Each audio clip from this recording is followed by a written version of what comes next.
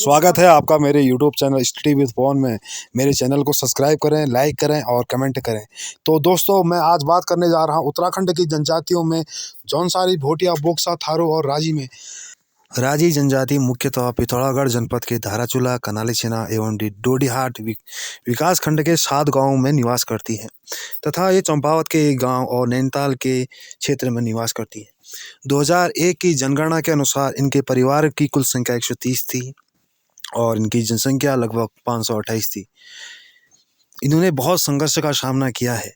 विद्वानों का मानना है कि प्राचीन काल में गंगा पठार से पूर्व में लेकर मध्य नेपाल तक के जो क्षेत्र थे उसमें आग्नेय वंशी कोल किरात जातियों का निवास था। कालांतर में उन्हीं जातियों के जो वंशज हैं वो राजी के नाम से फेमस हो गए।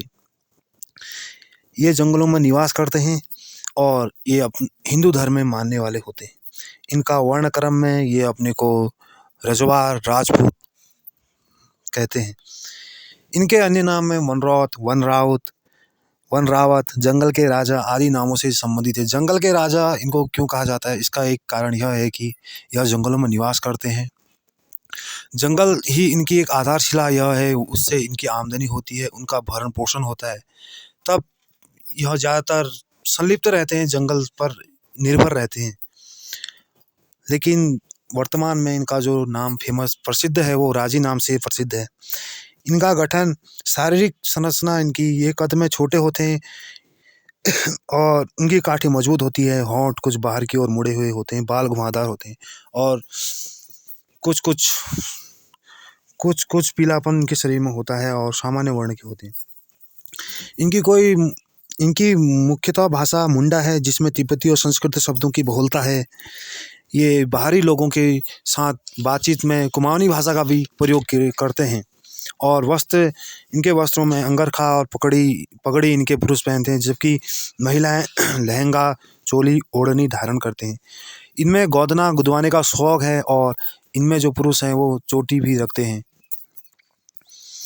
लेकिन पहले इनका निवास जंगलों में हुआ करता था। वर्तमान में यह झोपड़ी बनाकर उसमें निवास करते हैं, जिससे रतुड़ा के नाम से जाना जाता है। इनका अपना पोषण जंगल में पाए जाने वाले फल फूल और मीट मांस से, और ये सीमित स्तर में कृषि करते हैं। मडवा, मक्का, दाल, सब्जी, भट्ट, मछली आदि इनका मुख्य खाद्य पदार्थ हैं। इनकी सामाजिक व्यवस्था में विवाह 2 परिवारों के बीच एक समझौता माना जाता है। ये हिंदू की तरह अपने गोत्र में विवाह नहीं करते हैं। विवाह पूर्व के ज़माने में इनमें सांगजांगी और पिठा संस्कार नामक एक प्रथा होती थी। पहले का विवाह बच्चों की कम उम्र में ही विवाह कर दिया करते थे और इनमें पलायन विवाह का भी प्रचलन है। विवाह से पहले इनमें वधू मूल्य का प्रचलन है, जो वर्तमान में पिठान लगाने का एक रूप होता है। विवाह के पति अपने घर रहने पर रहता है। विवाह विच्छेद पूर्ण विवाह के लिए स्त्री पुरुष को समान अधिकार प्राप्त हैं। इनमें शिक्षा का लगाव उतना नहीं है, क्योंकि इनका जो क्षेत्र है वो स्कूलों से, शिक्षण संस्थानों से काफ़ी दूर है। जंगलों में निवास करते हैं, तो इस वजह से शिक्षा पाने में कोई भी दिलचस्पी नहीं दिखाते। और ये देवता को भी बहुत मानते हैं। देवताओं में इनका जो धर्म है वो पहाड़ की चोटी, नदी, तालाब, कुआं आदि की पूजा करते हैं। इसमें मुख्य देवता इनके बागनाथ हैं। कई बार ये प्रश्नों में पूछा गया है कि बागनाथ किस जनजाति के मुख्य देवता हैं। जी हाँ, मैं आपको बताने जा रहा हूँ, ये राजी जनजाति से संबंधित देवता हैं। बागनाथ में शिव जी की पूजा होती है। मलेनाथ, गणनाथ, शैव, मल्लिकार्जुन, छुरमल, नंदा देवी आदि देवी देवताओं को भी पूजते हैं। ये हिंदू धर्म को ही मानते हैं। ये मैंने आपको आगे ही पहले विदित किया है। इनमें एक गौण संस्कार पाया जाता है।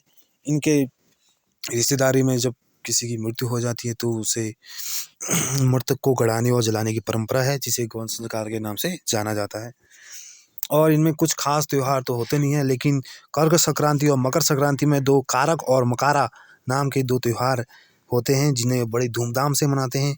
विशेष अवसरों में जैसे शादी ब्याह हो गई या किसी खुशी के उपलक्ष्य में ये रिंग डांस करते हैं, जिसे हम थड़िया नृत्य के नाम से जानते हैं।